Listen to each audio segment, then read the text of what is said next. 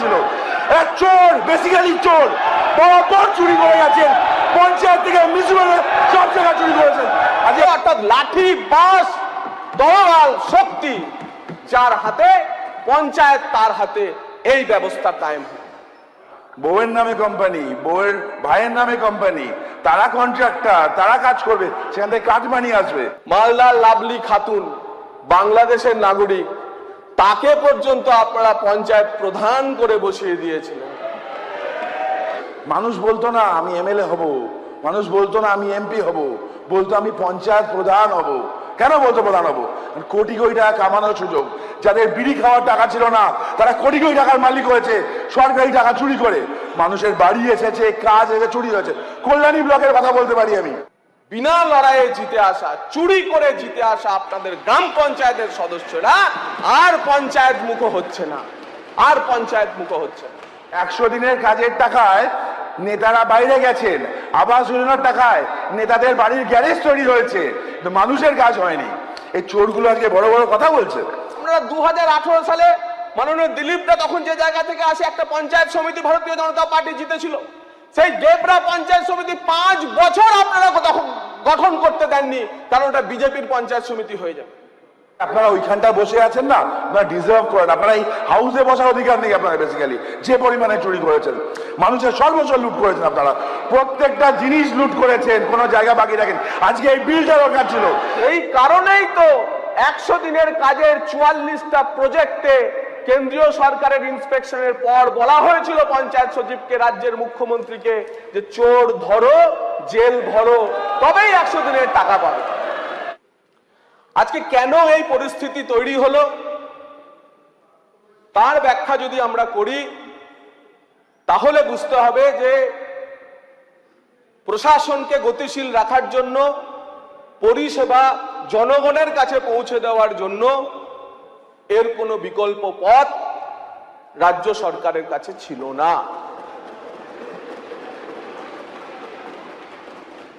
পশ্চিমবঙ্গে পঞ্চায়েত আইন 1973 সালে পাশ হয়ে গেছে, কংগ্রেস জামানা। কিন্তু পঞ্চায়েত ভোট পশ্চিমবঙ্গে প্রথম হয়েছে 1978 সালে বামফ্রন্ট সরকার আসার পরে। ভুলের সেই শুরু। কি ভুলের শুরু?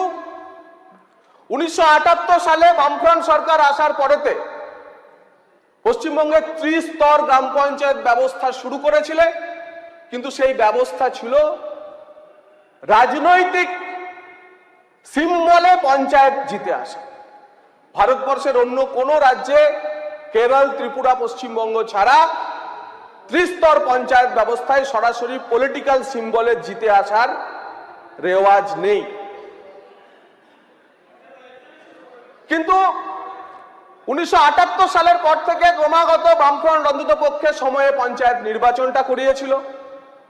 নানা অ্যাবারেশন পরবর্তীকালে এসেছে এবং পশ্চিমবঙ্গের পঞ্চায়েত পরিচালন ব্যবস্থার প্রভাবিত হয়েই বলবো যে 1992 সালে যে সংশোধনের ঐতিহাসিক সংবিধানের 73তম সংশোধন আসে, তাতে পশ্চিমবঙ্গের পঞ্চায়েত ব্যবস্থা, পঞ্চায়েতের রাজ ব্যবস্থার একটা প্রভাব কাজ করেছে। সংবিধানের মধ্যে যখন এই 30 স্তর পঞ্চায়েত ব্যবস্থা অঙ্গীভূত হল, ইনকর্পোরেটেড হল, তখন সংবিধান 5টি বিষয় এই পঞ্চায়েত পরিচালনার ক্ষেত্রে লিপিবদ্ধ করল। কি? 1, 30 স্তর পঞ্চায়েত ব্যবস্থা। 2, পঞ্চায়েতের সংরক্ষণ চালু করা। 3, গ্রাম সভার কনসেপ্টে, অর্থাৎ শুধুমাত্র আমাদের পার্টিসিপেটরি ডেমোক্রেসি বা অংশগ্রহণমূলক যে গণতন্ত্র নিচের স্তরে আমরা নিয়ে যেতে চাই, তাতে গ্রাম পঞ্চায়েত সদস্য পর্যন্ত না, গ্রামের মানুষকে যোগ দিতে হবে। তার নিজের উন্নয়ন, তার নিজের পরিকল্পনা, তার নিজের কি চাহিদা, তার সঙ্গে সংবিধান সেই অধিকার দিল। এর সঙ্গে দেওয়া হলো অর্থ কমিশন, রাজ্যগুলি স্টেট ফাইন্যান্স কমিশন তৈরি হলো এবং স্টেট ফাইন্যান্স কমিশন তৈরি হওয়ার সঙ্গে সঙ্গে 5 বছর অন্তর নিয়মিত নির্বাচন করানোর প্রক্রিয়া। তাই 73তম সংশোধন এই পঞ্চায়েত ব্যবস্থাকে সুদৃঢ় করে 5টি কাঠামোর উপর দাঁড়িয়ে এই পঞ্চায়েত ব্যবস্থাকে দাঁড় করানোর মূল সোপান রচিত করেছিল। গত 15 বছরে আমরা কি দেখেছি? যে পঞ্চায়েতের উপর ধরে আমাদের এই অংশগ্রহণমূলক গণতন্ত্র, প্রতিনিধিত্বমূলক গণতন্ত্র, গ্রাম সভাকে শক্তিশালী করা, গ্রামের থেকে প্রকল্প তুলে আনা, উন্নয়ন পরিকল্পনা তুলে আনা, তা সেখান থেকে ভাঙতে শুরু করলো এবং অংশগ্রহণমূলক গণতন্ত্র ক্রমেই পশ্চিমবঙ্গের পঞ্চায়েত ব্যবস্থায় গত 15 বছরে বংশগ্রহণমূলক গণতন্ত্রে পরিণত হলো। অর্থাৎ লাঠি, বাঁশ, তরোয়াল, শক্তি যার হাতে, পঞ্চায়েত তার হাতে, এই ব্যবস্থা কায়েম হয়। সংবিধান যে 5টা অধিকার দিয়েছিল গ্রাম পঞ্চায়েত ফাংশনারিজদের, পঞ্চায়েতি রাজ ইনস্টিটিউশনগুলোকে, সেই 5টির কোনটি গত 5 বছরে পালিত হয়নি। সংশোধন সেই কারণেই আজ প্রয়োজন হয়েছে। পুরো ব্যবস্থাকে আমূল বদলে সংশোধন করার জন্যই আপনারা গত 15 বছরে পঞ্চায়েতকে যেভাবে ভেঙেছেন, তার জন্যই আজকে সংশোধনের প্রয়োজন এসেছে। আপনারা গ্রাম সভায় মিটিং করেননি। কেন্দ্রে আজকে রাজ্যগুলিকে কেন্দ্রে ডেভলিউশনের টাকা দেওয়ার জন্য ষোড়শ অর্থ কমিশন শুরু হয়েছে। বলতে পারেন আপনারা রাজ্যে কত অর্থ কমিশন চলছে? কেন আপনারা শেষ দুটো অর্থ কমিশন, রাজ্য অর্থ কমিশন তৈরি করেন? কেন্দ্রের টাকা বন্টনের জন্য রাজ্যগুলিকে যেমন কেন্দ্রীয় অর্থ কমিশন, রাজ্যের টাকা ঠিক দেখবে সেভাবে পঞ্চায়েত এবং পুরসভাগুলোকে পাঠানোর জন্য রাজ্য অর্থ কমিশন। কেন আপনারা পরপর দুটো রাজ্য অর্থ কমিশন তৈরি করেননি? আপনারা এই পঞ্চায়েত ব্যবস্থাকে ভেঙেছেন। আপনারা নির্বাচনী শিডিউল যা সংবিধান বলছে 5 বছরের মধ্যে করার কথা, তা অবধি খণ্ডন করেছেন। পঞ্চায়েত ভোট করাতে যাননি, বিলম্ব করেছেন পঞ্চায়েত ভোট করাতে। আর এই 3টি মূল ধারার সঙ্গে সঙ্গে পঞ্চায়েতের 100 পয়েন্ট রোস্টারের ক্ষেত্রেও নানাবিধ গোলমাল রয়েছে। আর যারা পঞ্চায়েত প্রধান হয়ে জিতে এসেছেন, তাদের কথা যত কম বলা যায়, যেভাবে জিতে এসেছেন তাদের কথা যেভাবে যত কম বলা যায়, তাতে বোঝা যায় যে কনসেপ্ট ভারতের সংবিধান পঞ্চায়েতি রাজ ইনস্টিটিউশনগুলোকে যে গ্রামের মানুষের পরিকল্পনা, গ্রামের মানুষের উন্নয়ন, গ্রামের মানুষের স্বপ্নের বুনন, গ্রামের মানুষ বসে করবে, তাতে অংশগ্রহণ করবে পঞ্চায়েতের মেম্বার, এবং সেখানে পঞ্চায়েতের মেম্বার যে জিতেছে তার বিজিত প্রার্থী যে তারও সমান অংশগ্রহণকারী যে সিস্টেম তৈরি হয়েছে সংবিধানে, তা প্রতি পদে পদে 15 বছরে খণ্ডিত হয়েছে। সেই ব্যবস্থার তো বদল দরকার। সেই ব্যবস্থার বদলের জন্যই আজকে এই পঞ্চায়েত বিলের সংশোধনের প্রয়োজন এসেছে। আমরা কি দেখলাম 4ই মের পর থেকে? 4ই মের পর থেকে দেখলাম মাননীয় মন্ত্রী মহোদয় তার বিস্তারিত ব্যাখ্যা করবেন, কেন নির্দিষ্ট শিডিউল নেওয়া হয়েছে তা বলবেন, কিন্তু মূলত 3টে বিষয় রাখা হয়েছে এখানে।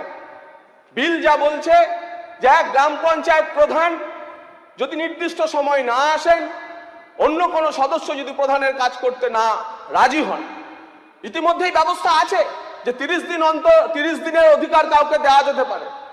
আমরা 2018 সালে মাননীয় দিলীপরা তখন যে জায়গা থেকে আসে, একটা পঞ্চায়েত সমিতি ভারতীয় জনতা পার্টি জিতেছিল, সেই ডেবরা পঞ্চায়েত সমিতি 5 বছর আপনারা গঠন করতে দেননি, কারণ ওটা বিজেপির পঞ্চায়েত সমিতি হয়ে যাবে। পশ্চিমবঙ্গে এরকম আরো কয়েকটি পঞ্চায়েত সমিতি আছে, গ্রাম পঞ্চায়েত তো বাদ দিন, অ্যাডমিনিস্ট্রেটর বসিয়ে দিয়ে কোনো আইন ছাড়াই 2018 সালের পর 100-150 গ্রাম পঞ্চায়েত এবং কয়েকটি পঞ্চায়েত সমিতি আপনারা এইভাবে চালিয়েছেন।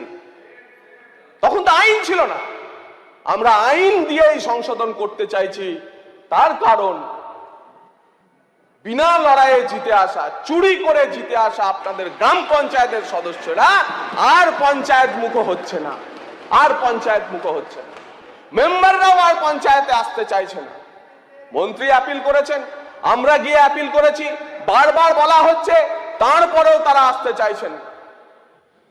এবং আমি তো মাননীয় মন্ত্রীকে বলবো যে আপনি শুধু 3টে শিডিউল রেখেছেন, প্রধানের বদলে প্রশাসক বসালো, গ্রাম পঞ্চায়েতের মিটিং করা আর গ্রাম সভার মিটিং করা, 3টে রাখারই অধিকার আপনি প্রশাসকের হাতে দিতে চলেছেন।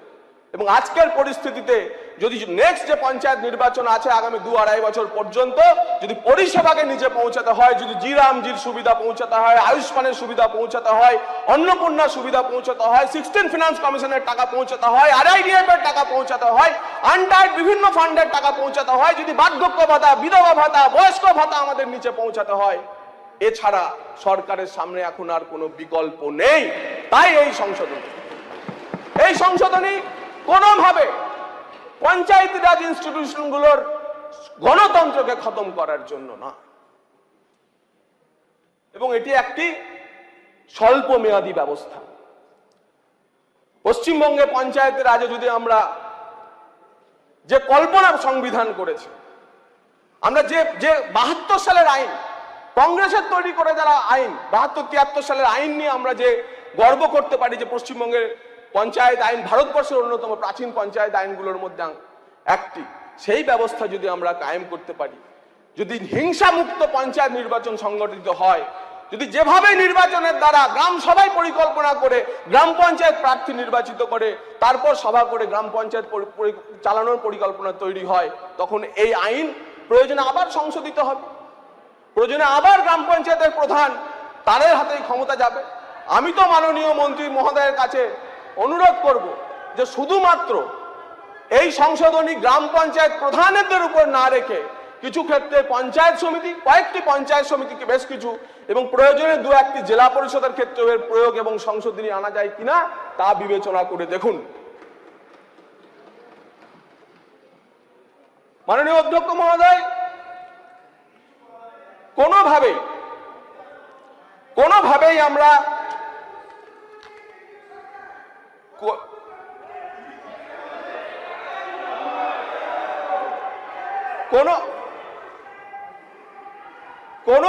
আমরা গণতন্ত্রকে খর্ব করার জন্য, পঞ্চায়েত রাজ ইনস্টিটিউশনগুলোকে দুর্বল করে দেওয়ার জন্য এই কাজ আমরা করতে চাইছি না।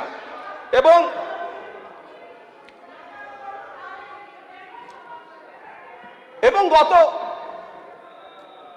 এই গত 15 বছরে পঞ্চায়েত ব্যবস্থায়, গত 15 বছরে পঞ্চায়েত ব্যবস্থা নিয়ে আগের সরকার যদি সত্যি এতটা চিন্তিত ছিল, যদি নিচের গণতন্ত্র রাজনৈতিক পরিবেশকে সুস্থ রাখার জন্য এতই সচেতন ছিল, যদি অ্যাকাউন্টেবিলিটি, যিনি রাব্বানি সাহেব বলছিলেন যে একটা অফিসারের উপর অ্যাকাউন্টেবিলিটি কিভাবে ফিক্স হয়, নির্বাচিত প্রতিনিধিদের উপর অ্যাকাউন্টেবিলিটি ফিক্স করতে হবে, হ্যাঁ নিশ্চয়ই নির্বাচিত প্রতিনিধিদের উপর অ্যাকাউন্টেবিলিটি ফিক্স করতে হবে। সেই কারণেই তো 100 দিনের কাজের 44টা প্রজেক্টে কেন্দ্রীয় সরকারের ইন্সপেকশনের পর বলা হয়েছিল পঞ্চায়েত সচিবকে, রাজ্যের মুখ্যমন্ত্রীকে, যে চোর ধরো জেল ভরো তবেই 100 দিনের টাকা পাবে। সারা পশ্চিমবঙ্গে 1 লক্ষের উপর স্কিম চলেছে, 1 লক্ষের উপর স্কিম চলেছে। ছোট ছোট স্কিমগুলি যদি ধরেন, মাত্র 44 জন গ্রাম পঞ্চায়েত ফাংশনারিজের বিরুদ্ধে অভিযোগ প্রমাণিত হয়েছিল জয়েন্ট ইন্সপেকশনে, রাজ্য সরকার সেখানে ছিল, তাদের বিরুদ্ধে ব্যবস্থা নিতে পারলেন না। প্রধানমন্ত্রী আবাস যোজনায় যারা কাটমানি খেয়েছিল, এমন যারা চিহ্নিত হয়েছিল তাদেরকে পর্যন্ত বলা হয়েছিল যে তাদের বিরুদ্ধে ব্যবস্থা নিন, তাদের পকেট থেকে টাকা উদ্ধার করে গভর্নমেন্ট ট্রেজারিতে জয়েন করুন। আপনি বলছেন একজন চোর হতে পারে, সবাই না। আমরা তো ওই কয়েকজন চোরকে বেছে দিয়েছিল কেন্দ্রীয় সরকার, সেই কয়েকজন চোরকেও আপনারা কেন শাস্তি দেননি? তার কারণ সামগ্রিকতায় আপনাদের চোরের মানসিকতা ছিল বলে এই শাস্তি দেননি, সামগ্রিকতায় এই চোরের মানসিকতা ছিল বলে এই আপনারা শাস্তি দেন।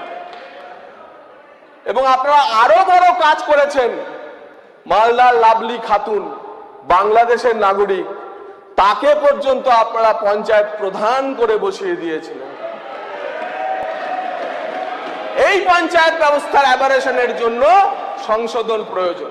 এবং তৃণমূল আমলের পঞ্চায়েত প্রধান শুধু দিনে পঞ্চায়েতে থাকতেন না, এখন বলছেন কেন পঞ্চায়েতে যেতে পারবেন না।